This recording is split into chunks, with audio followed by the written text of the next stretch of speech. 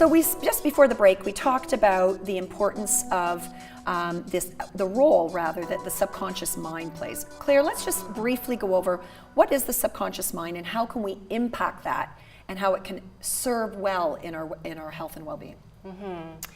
So our subconscious mind is the part of our brain that it actually creates our thoughts, and then of course creates our feelings. Now, and then our actions. And our actions, exactly. And it's our body's largest memory bank. So anything that has ever been told to us, even when we were little, with whatever it might be, having a negative impact, it unfortunately stays with us. So it's important to be able to recognize that and know that just by saying something positive every day can actually change your subconscious brain.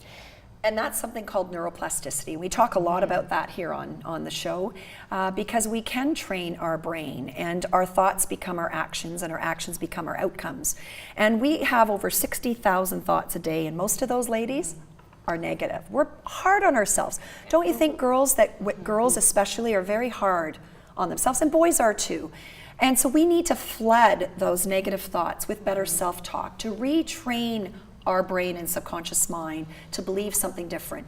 And I've even said to you, Carley, even when you don't necessarily believe it, you still need to make those bold statements. Yeah. Because when you do that every day, your brain will start to believe that is actually the truth.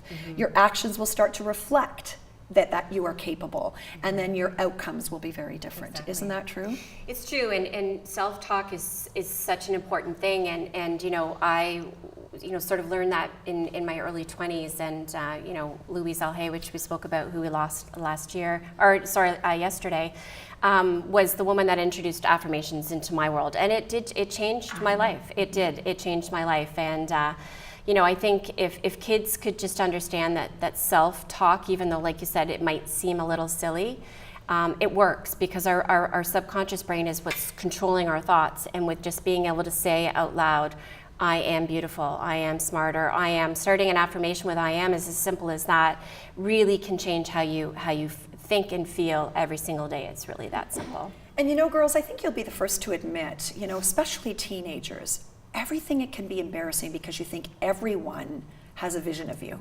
right? But the reality is, usually that's not the case.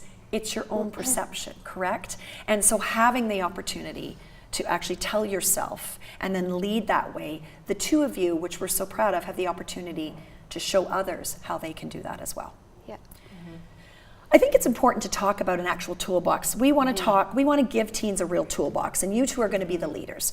So Carley, can you start with giving a couple of tips and tools that are in your toolbox to help empower you, to make you feel better, to feel strong, to feel healthy? What are some of the things that you do? I think it's important to find something that you can have an outlet to, either if that's a person or an activity or something you like to do, that you can put your phone down, because I think people that are our age really focus on their phone, and always knowing what your friends are up to, and Instagram and Snapchat, always knowing that isn't always best for yourself or everything. So sometimes putting that away and finding something that you enjoy doing is really good for yourself and just to do.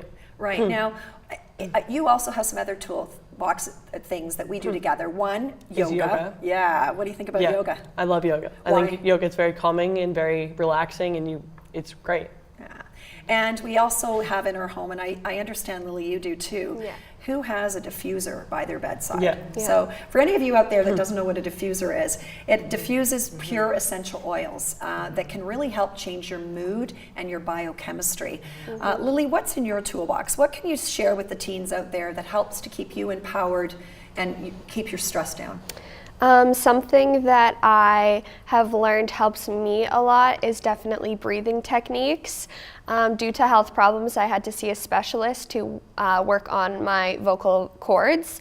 But along with that, I learned lots of breathing techniques that have crossed over and now helped me when I get stressed out and stuff like that, because I do get worked up in my own emotions and I need to take some time and calm myself down. Maybe you'll be able to share on another show or on Instagram what you actually do with that breathing technique, because that could be really helpful to others as well. Yeah. And it's so easy, and you always have it with you going into a test or anything like that. You can't always like do what you love to do right before a test, but you can always just take a couple seconds, even a minute just before your test, and just self-talk as well in your head, and breathing for sure would be helpful for that.